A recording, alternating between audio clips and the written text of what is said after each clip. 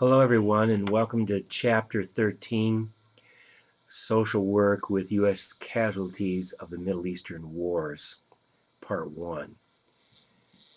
As with the other videos, I am going to highlight some of the key points within this chapter, but I strongly encourage everyone, of course, to read the chapter in its entirety, as any of the material within the chapter might be a part of the quiz that's on this particular material.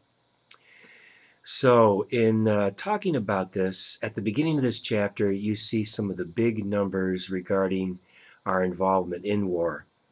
These figures usually are pretty important, so always make note of them, however you do that, so that you can remember.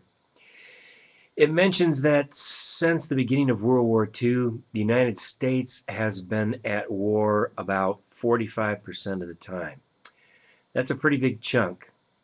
So unfortunately, war is something we're not unfamiliar with, and we may be all too familiar with it.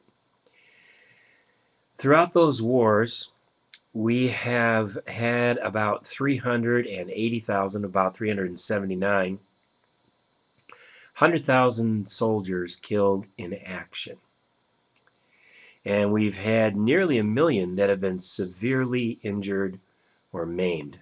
I think the number is 979,000, 100,000. Unfortunately, this number is still continuing to increase, as at the current moment we're in 3 wars at the same time: Iraq, Afghanistan, and now Pakistan. Social work is also not unfamiliar with war, and in fact, back in the 1860s, during the Civil War in this country, was the first time social workers were actually paid for their profession.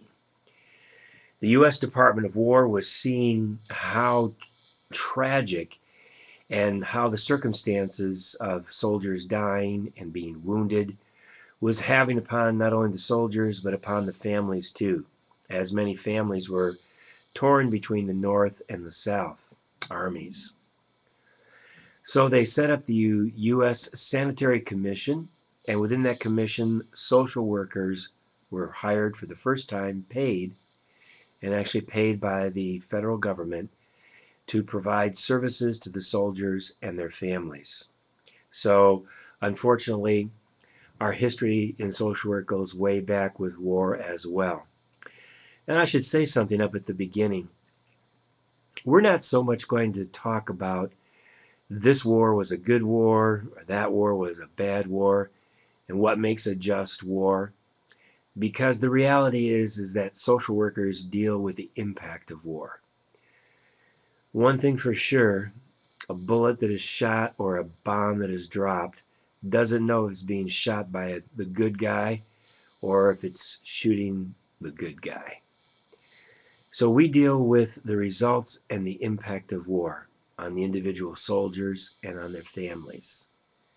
And so in that sense, war is a very tragic thing, no matter what the reasons might be given for entering them. Okay, a few other things I wanted to move on here. So it's a reality that people are going to die in war. It's a reality that some are going to come back from war severely maimed. And by that I mean the loss of a limb, a serious head injury, or some kind of trauma. That trauma would also include psychological and emotional trauma, or post-traumatic stress disorder, and other disorders as well. Unfortunately, due to the fact of, at the current time, having a all-volunteer army, the number of our forces is limited. And many of the soldiers serving now have been redeployed 2, 3, 4, or more times back into combat areas. And with every time they go back into a combat area, obviously the chances for them to be killed or wounded in action or suffer from increased psychological distress are increased.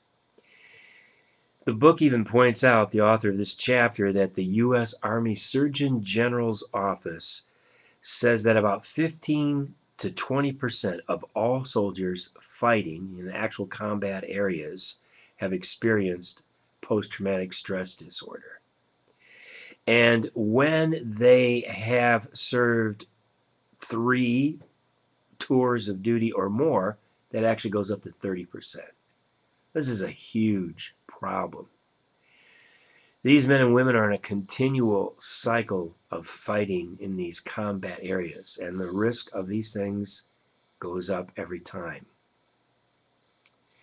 Unfortunately, part of that is also suicide, which the armed forces is very concerned about and is trying to deal with. But the reason they're concerned is that the number of suicides has been increasing, both in the field of combat, out in the arena of combat and of war, and then also when people return home as well. So there's a lot of soldiers returning, a lot of veterans returning, and some who want to stay in the military and elect to stay in need of mental health services. Only especially those who are staying in the service have, for a large part, stayed away from getting the help that they qualify for and that they need, and that on paper the armed forces wants them to receive. Because unfortunately, oftentimes, even though it shouldn't, something like that officially on their record could hold them back from future promotions. That's not the policy of the United States forces. But if you talk to individual soldiers who are in it, they say that in fact, that's how it actually works out. So many soldiers who need mental health services and who qualify for it and probably would benefit for them don't seek that attention. So very few of them actually end up getting help. Be sure when you look in the chapter you see the actual numbers and the percentages. That'll be important. Now when soldiers return from war, they never return the same. You can't go into an active combat zone, serve under fire, and not have it impact you in many different ways. In this chapter, I want you to know that there are several places where they're quoting soldiers or they're quoting soldiers' family members.